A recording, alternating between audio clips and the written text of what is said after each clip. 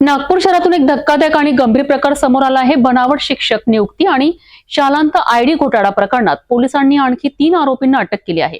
शासनाची फसवणूक करत कोट्यवधींचा अपहार केल्याचा आरोप या आरोपींवर आहे। नागपूर शहरातील पोलीस ठाणे सदर येथे दाखल असलेल्या बोगस शिक्षण घोटाळा प्रकरणात पोलिसांना मोठे यश मिळाले आहे। या प्रकरणात 3 आरोपींना अटक करण्यात आली आहे। अटक करण्यात आलेल्या आरोपींमध्ये 44 वर्षीय दिलेश कुमार छबीलाल कटरे, 40 वर्षीय रुपाली बिहारीलाल राहा खंडाले, 56 वर्षीय भाऊराव मधुकर मालथे। सर्व आरोपी हे गोंदिया जिल्ह्यातील तिरोडा तालुक्यातील रहिवासी आहेत। या प्रकरणातील फिर्यादी मुन्ना तुलाराम वाघमारे यांनी दिलेल्या तक्रारीनुसार आरोपींनी बनावट अनुभव प्रमाणपत्र, खोट्या स्वाक्षऱ्या, शिक्के आणि कागदपत्रांचा वापर करून शिक्षक पदाकरिता शालांत आयडी मिळवला आहे।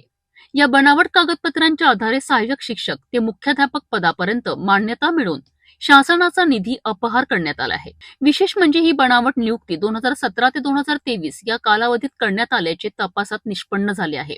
याआधीच या प्रकरणात 17 आरोपींना अटक करण्यात आली असून आतापर्यंत एकूण 20 आरोपी अटकेत आहेत। पोलीस तपासात शिक्षण विभागातील अधिकारी, शैक्षणिक संस्थांचे संचालक, मुख्याध्यापक आणि शिक्षक यांचा सहभाग उघड झाला आहे।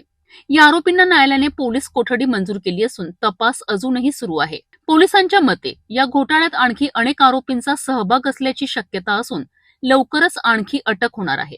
आपल्याकडे सदर पोलीस स्टेशनला शालेय विभागातील घोटाळ्यासंदर्भात मे महिन्यामध्ये 2025 गुन्हा दाखल होता।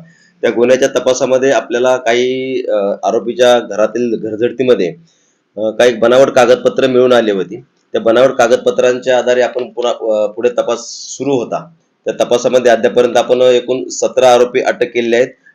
प्राथमिक दोषारोपपत्र देखील न्यायालयामध्ये दाखल करण्यात आले। त्याच्यानंतर गुन्ह्याचा पुढील तपास चालू असताना या मुख्य आरोपीच्या घरामध्ये जे बोगस कागदपत्रे मिळाले होते त्याच्यामध्ये गोंदिया जिल्ह्यातील ठाणेगाव येथील Siddharth high school and junior college या ठिकाणातील 2 शिक्षक आहेत, दिलेश कुमार कटरे आणि रुपाली राहंगडाले यांचे देखील बनावट कागदपत्र त्या आरोपीच्या घरामध्ये मिळून आले होते।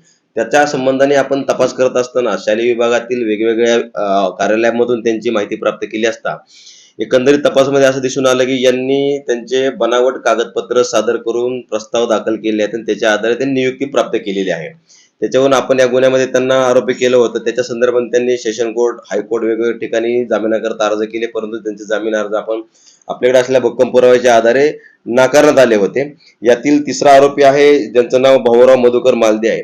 हे त्या सिद्धार्थ हायस्कूल येथे मुख्याध्यापक म्हणून काम करत असतात। तर या 2 शिक्षकांच्या बोगस प्रस्तावाच्या आधारे जी नियुक्ती झाली होती त्याच प्रस्तावाच्या आधारे त्यांना पुढील शालार्थ आयडी मिळवण्याकरता त्यांनी उपसंचालक कार्यालयामध्ये त्यांच्या सहीने प्रस्ताव पाठवल्याने त्यांचा देखील गुन्ह्यामध्ये सहभाग निष्पन्न झालेला आहे।